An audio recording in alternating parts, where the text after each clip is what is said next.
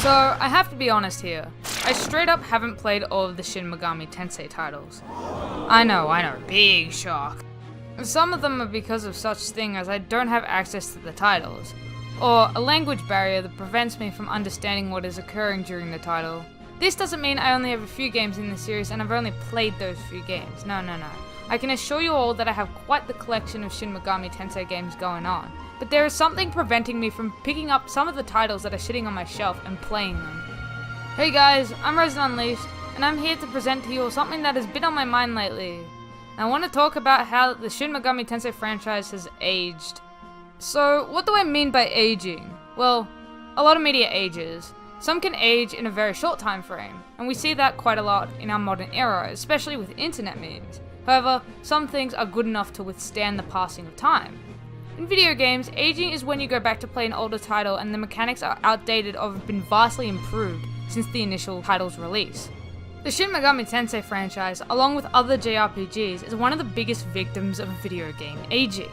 Why is this? Well, the answer is pretty simple really. It's because they made the modern titles a lot better than they used to be.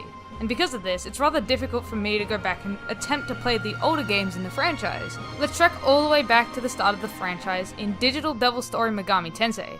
This title really just throws you into the dark and expects you to be able to go around and really solve how to play the game on your own.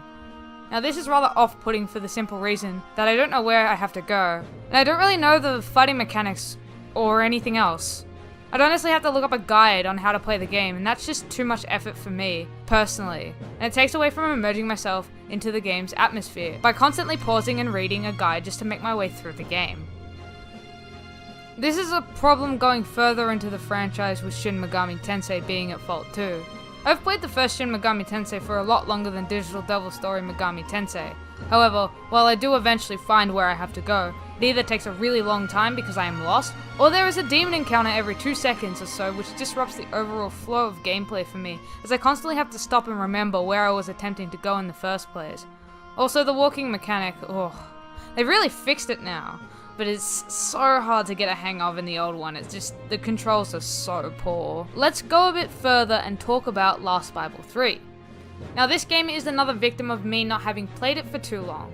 The encounters in this game are just honestly brutal, and I can't seem to find a decent spot to save the game, so I end up dying in the first 20 or so minutes. This would be alright if I didn't have to go through the unskippable opening cutscene each time I wanted to play the title. The game also doesn't teach me much at all, and relies on my own sense of adventure to explore and figure out all the basic mechanics of the title on my own. The first Persona title is less of a victim of aging because there is only one thing that really shouldn't be the way it is, and that's how you talk to demons. It is so difficult to recruit demons as you have to say specific things to each demon to recruit it, and I feel as though I have to write it down so I don't constantly fail that check. This is really quite annoying for obtaining stronger personas to beat the game, but it doesn't make it impossible, so I kinda let it off. Also, random encounters are annoying, but that's just for all of them honestly. Then you move on into the era of things such as Nocturne, Digital Devil Saga, and the Raiden Kuzunoha games, which are all still pretty good. However, it is hard to play these games after experiencing the updated mechanics from the modern Shin Megami Tensei games. Not to mention the difficulty spikes in the titles are quite high, which disrupts the flow of progression by forcing the player to go back and grind for levels. Then we also have Persona 3, which doesn't have enough variety to keep me engaged with playing the title. Persona 4 did it a bit better, but the exploration in both games just aren't engaging enough. They're too repetitive. Lastly, Strange Journey, a game that I am going through as of this moment, has great exploration, don't get me wrong. However, the way you recruit demons is quite difficult, but there is a little bit more leeway unlike the first Persona title.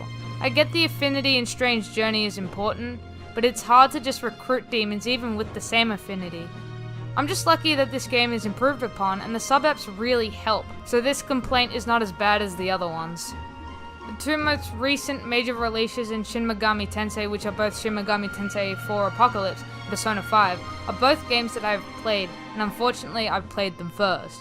Because I played these two before the others, it's really hard to go backwards with all the updated and fixed mechanics that were in these titles. So, the point of my rant is that the franchise has aged, and it's preventing me from finishing the older games. Don't get me wrong, the stories of these games are great, but if the story isn't fantastic and the game doesn't pull its weight to match, it's just too difficult to complete.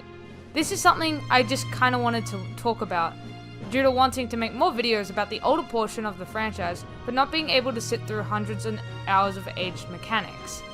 Now, before I go, I want to say that I'll be live streaming at 11:30 AM on Wednesday, Australian Eastern Daylight Savings Time, which would translate to around 6:30 PM Tuesday night in the Central Time Zone for the American people who are watching this video. I'm going to be live streaming Tokyo Mirage Sessions, Sharp, FE, Encore, as a way to play the game and interact with you guys live.